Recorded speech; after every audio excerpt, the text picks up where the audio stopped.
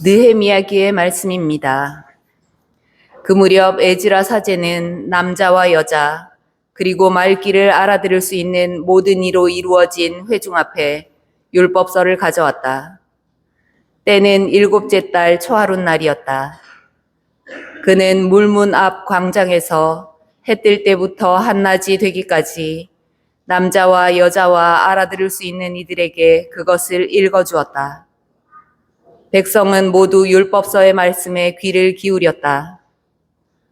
율법학자 에즈라는 이 일에 쓰려고 만든 나무단 위에 섰다. 에즈라는 온 백성보다 높은 곳에 자리를 잡았으므로 그들이 모두 보는 앞에서 책을 폈다. 그가 책을 펴자 온 백성이 일어섰다. 에즈라가 위대하신 주 하느님을 찬양하자 온 백성은 손을 쳐들고 아멘, 아멘 하고 응답하였다. 그런 다음에 무릎을 꿇고 땅에 엎드려 주님께 경배하였다. 레위인들은 그 책, 곧 하느님의 율법을 번역하고 설명하면서 읽어주었다. 그래서 백성은 읽어준 것을 알아들을 수 있었다. 느헤미야 총독과 율법학자며 사제인 에즈라와 백성을 가르치던 레위인들이 온 백성에게 타일렀다. 오늘은 주 여러분의 하느님께 거룩한 날이니 슬퍼하지도 울지도 마십시오. 율법의 말씀을 들으면서 온 백성이 울었기 때문이다. 에즈라가 다시 그들에게 말하였다. 가서 맛있는 음식을 먹고 단 술을 마시십시오. 오늘은 우리 주님께 거룩한 날이니 미처 마련하지 못한 이에게는 그의 몫을 보내주십시오. 주님께서 베푸시는 기쁨이 바로 여러분의 힘이니 서러워하지들 마십시오. 주님의 말씀입니다.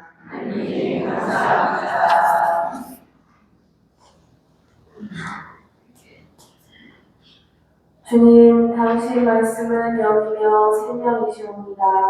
주님, 당신 말씀은 영이며 생명이시옵니다. 주님의 법은 완전하여 생기를 두고 주님의 가르침은 참되어 어리석은 깨우치네. 주님, 당신 말씀은 영이며 생명이시옵니다.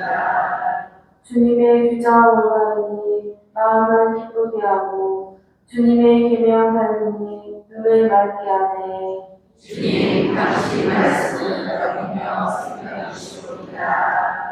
주님을 경외한 순사함이 영원히 이어지고 주님의 법규를 진실하니 모두 의롭네. 주님, 당신 말씀은 영이며 생명이시옵니다. 저의 반석, 저의 구원자이신 주님, 제 입으로 드리는 말씀, 제 마음속 생각, 당신 마음에 들게 하소서. 주님, 당신 말씀은 영이며 생명이시옵니다. 사도 바오로의 코린토 일서 말씀입니다. 형제 여러분, 몸은 하나이지만 많은 지체를 가지고 있고 몸의 지체는 많지만 모두 한 몸인 것처럼 그리스도께서도 그러하십니다. 우리는 유다인이든 그리스인이든 종이든 자유인이든 모두 한 성령 안에서 세례를 받아 한 몸이 되었습니다. 또 모두 한 성령을 받아 마셨습니다. 몸은 한 지체가 아니라 많은 지체로 되어 있습니다. 발이 나는 손이 아니니 몸에 속하지 않는다고 말한다 해서 몸에 속하지 않는 것이 아닙니다. 또 귀가 나는 눈이 아니니 몸에 속하지 않는다고 말한다 해서 몸에 속하지 않는 것이 아닙니다. 온 몸이 눈이라면 듣는 일은 어디에서 하겠습니까? 온 몸이 듣는 것뿐이면 냄새 맡는 일은 어디에서 하겠습니까? 사실은 하느님께서 당신이 원하시는 대로 각각의 지체들을 그 몸에 만들어 놓으셨습니다. 모두 한 지체로 되어 있다면 몸은 어디에 있겠습니까? 사실 지체는 많지만 몸은 하나입니다. 눈이 손에게 나는 내가 필요 없다 할 수도 없고, 또 머리가 두 발에게 나는 너희가 필요 없다 할 수도 없습니다. 몸의 지체 가운데에서 약하다고 여겨지는 것들이 오히려 더 요긴합니다. 우리는 몸의 지체 가운데에서 덜 소중하다고 생각하는 것들을 특별히 소중하게 감쌉니다. 또 우리의 점잖지 못한 지체들이 아주 점잖게 다루어집니다. 그러나 우리의 점잖은 지체들은 그럴 필요가 없습니다.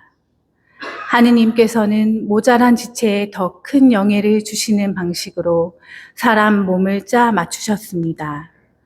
그래서 몸에 분열이 생기지 않고 지체들이 서로 똑같이 돌보게 하셨습니다. 한 지체가 고통을 겪으면 모든 지체가 함께 고통을 겪습니다. 한 지체가 영광을 받으면 모든 지체가 함께 기뻐합니다. 여러분은 그리스도의 몸이고 한 사람 한 사람이 그 지체입니다. 하느님께서 교회 안에 세우신 이들은 첫째가 사도들이고 둘째가 예언자들이며 셋째가 교사들입니다.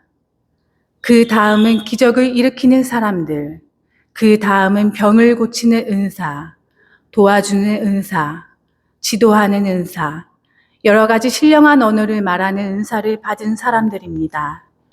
모두 사도일 수야 없지 않습니까? 모두 예언자일 수야 없지 않습니까? 모두 교사일 수야 없지 않습니까? 모두 기적을 일으킬 수야 없지 않습니까? 모두 병을 고치는 은사를 가질 수야 없지 않습니까? 모두 신령한 언어로 말할 수야 없지 않습니까? 모두 신령한 언어를 해석할 수야 없지 않습니까? 주님의 말씀입니다.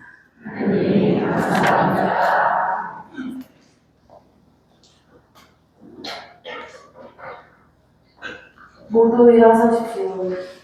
할렐루야. 주님이 나를 보내시어 가난한 이들에게 기쁜 소식을 전하고 잡혀간 이들에게 해방을 선포하게 하셨다. 주님께서 여러분과 함께 루카가 전한 거룩한 복음입니다.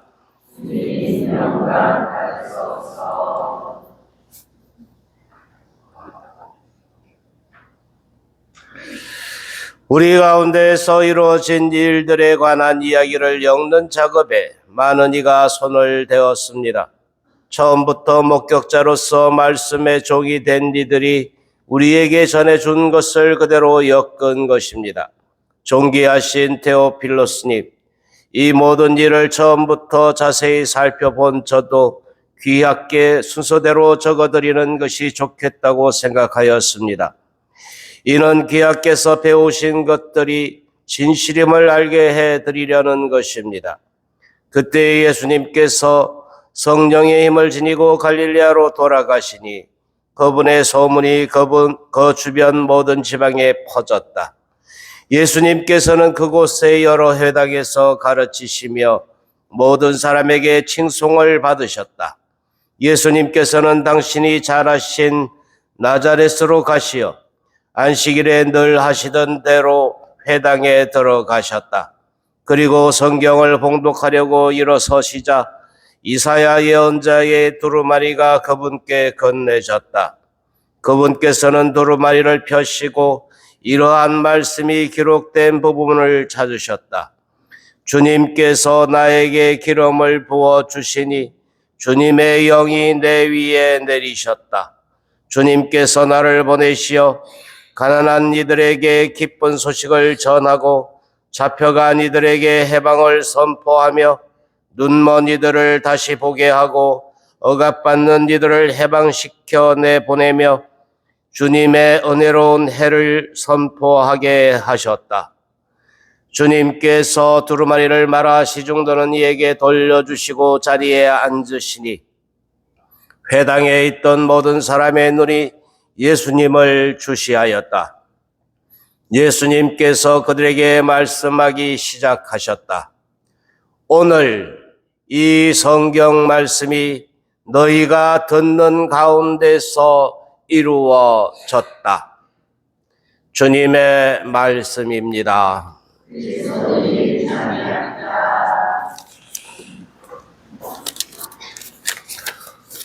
오늘 이 성경 말씀이 너희가 듣는 가운데 이루어졌다. 오늘 나자렛 회당에서 예수님께서는 당신이 하늘 나라를 위해서 무엇을 할 것인지 분명히 사람들 앞에서 밝히고 계십니다. 예수님의 출사표라고도 이렇게 불려지는 이 대목은 이게 이제 이 복음 자체가 이제 사제 석금식 때도 이제 들려지게 되는데요. 그러니까 예수님이 사명이기도 합니다만 또한 동시에 모든 그리스도인들의 사명이 무엇인지를 드러내는 것이라고 봐야 한다. 가난한 이들에게 기쁜 소식을 전하고 잡혀간 이들에게 해방을 선포하며 눈먼 이들을 다시 보게 하고 억압받는 이들을 해방시켜 내보내며 주님의 은혜로운 해를 선포하게 하셨다. 이 말씀이 이루어졌다라고 선언하는 것. 그래서 이제 모든 그리스도인들도 바로 이 사명을 위해서 사명이 똑같이 주어진다고 이렇게 봐도 됩니다. 특이한 점이 있다면 오늘이라는 표현인데 루카복음은 특별히 오늘이라는 표현을 굉장히 자주 씁니다. 그러니까 어제도 아니고 내일도 아니고 오늘 지금에 대한 이것을 굉장히 강조하고 있죠. 그러니까 우리가 언제 할 거다라고 미뤄놓는 것이 아니고 지금 우리가 할 수 있는 것, 해야 하는 것, 그것을 하라라는 그것이 담겨 있겠습니다. 먼저 가난한 이들에게 기쁜 소식을 전하기입니다. 이 가난한 이들에게 소식을 전한다는 것, 거기에서 가난이라는 것은 가난은 뭔가 비어있는 것, 상실되어 있는 것, 그러니까 뭔가 없기 때문에, 비어있기 때문에 허전하고 또 허기진 이러한 부분들을 간직하고 있는 상태를 말합니다. 우리가 살고 있는 이 시대는 여전히 이 궁핍한 또 그래서 이 가난을 살고 있는 많은 사람들이 있을 수 있겠습니다. 나 혼자만이 아니라 이 가난 때문에 가난의 이 상실과 이 궁핍 때문에 이게 뭔가 비어져 있는 것 때문에 많은 사람들이 고통받습니다. 그래서 필요한 부분들이 더불어 함께 우리라는 이런 것이 필요하죠. 나만 이러다 보니까 오히려 그래서 충만해지기보다는 더 많이 궁핍한 이런 상태에 놓여지게 되는 것이 아닌가 생각합니다. 이것은 단지 물질적인 가난에 한정된 것이 아니라고 여겨집니다. 영적인 부분들, 정신적인 부분들, 심리적인 부분들에서도 나만 챙기다 보니까 결국은 더 허전해지고 더 공허한 그래서 궁핍을 경험하는 이러한 상태에 놓여지게 되는 것이 아닌가. 이러한 사람들에게 기쁜 소식, 다시 말하면 함께라는 부분들이 선포되는 것을 의미합니다. 두 번째는 잡혀간 이들, 억압받는 이들에게 해방을 선포하기입니다. 억압받는 것, 그것이죠. 어느 국가에서 물리적인 억압과 착취가 이루어지고 있습니다. 우리들 현실도 역시 마찬가지죠. 외적으로 그렇게 억압받지 않는다 하더라도 제도적인 장치나 또 사회적인 어떤 규제나 이러한 것들로 인해서 자동적으로 억압받을 수밖에 없는 그런 구조에 놓여 있는 경우들도 있을 수 있겠습니다. 예, 인권에 대한 그런 침해도 역시 마찬가지입니다. 이 부지불식간에 자기는 아니라고 하지만 사람들에게 그렇게 인간 이하의 대우를 받는 경우들도 있을 수 있겠습니다. 여기에도 역시 외적인 그 물리적인 부분들에 한정된 것이 아니라 영적인 부분도 마찬가지일 거예요. 또 정신적인 부분도 마찬가지. 무언가에 사로잡혀 있어서 구속되고 거기서 헤어나지 못하는 그런 경우들. 예컨대 중독이 그렇습니다. 알코올 중독, 약물 중독, 도박 중독, 요즘 뭐 인터넷 중독도 있죠. 그리고 유튜브 중독. 예? 거기에 빠져버리면 헤어나오기가 힘들어요. 그러면 전혀 다른 정신세계에 있게 됩니다. 요즘 뉴스 가끔 보면 정말 엉뚱한 상식적이지 않은 이런 일들이 일어나는데 거기 자신들의 세계에 빠져서 헤어나지 못하고 전혀 상식적이지 못한 그러한 행동들을 하기도 한다는 거예요. 안타까운 일들이. 바로 그렇게 붙들려 있는 사람들에게 해방을 선포하는 일 또한 그리스도께서 하시는 일이기도 하지만 또한 우리들이 선포해야 하는, 오늘 우리가 선포해야 하는 것이기도 하다는 것입니다. 눈먼 이들에 대한 보여짐, 눈먼 이들을 보게 하는 것, 이것이 또한 여기에 연결될 수도 있겠습니다. 제대로 보지 못한다는 것은 깨닫지 못함이라고 이렇게 여겨집니다. 그래서 눈이 번쩍 뜨여질 수 있도록 제대로 볼 수 있게 만들어주는 것, 새로운 깨달음이라고 볼 수 있는데, 이 새로운 깨달음은 다른 것이 아니라 우리가 그리스도와 하나 됨이라는 것을 가르친다고 보겠습니다. 오늘 제2 독서는 사도 바오로가 우리들에게 이렇게 이야기합니다. 우리는 모두 한 성령 안에서 세례를 받은 한 몸이 되었습니다. 또 모두 한 성령을 받아 마셨습니다. 여러분은 그리스도의 몸이고 한 사람 한 사람이 그 지체입니다 라고 이렇게 이야기하고 있습니다. 그러니까 우리가 그리스도의 몸이고 우리 한 사람 한 사람이 그리스도의 몸을 이루고 있는 바로 그러한 사람이라고 한다면 이 기쁜 소식을 전하는, 이 기쁜 소식을 선포하는 이 몫을 다하는 사람으로서 살기에 마땅하다고 여겼습니다.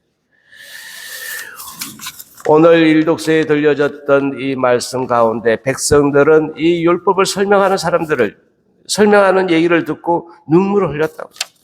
사실 우리들은 너무나 좋은 시대에 듣고자만 하면 얼마든지 이 복음의 기쁜 소식을 들을 수도 있고 또 읽을 수도 있고 공부할 수도 있습니다. 그러지 못한 상태에 정말 북받치는 주님의 말씀을 듣고 주님의 음성을 듣는다는 것으로 이렇게 여겨졌을 때 얼마나 북받칠 수 있겠냐.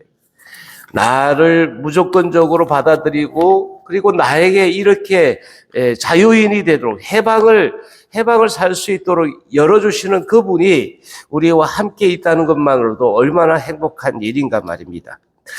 그래서 우리는 또 한편 이렇게 이 오늘을 살아가는 우리들에게 이 회개의 때, 은혜의 때를 살 수 있도록 초대하고 있는 것에 대해서 감사하고 그래서 그 기쁨을 선포하는 우리가 될 수 있기를 또 함께 노력해야 하겠습니다. 오늘 이 주간 또 한 주간을 살면서 주님께서 선포하신 이 은혜의 때, 기쁨의 때를 선포하신 것처럼 우리 각자가 그리스도의 지체로서 그리스도의 몸으로서 이 기쁜 소식을 선포하는 자 될 수 있기를 희망합니다. 아멘.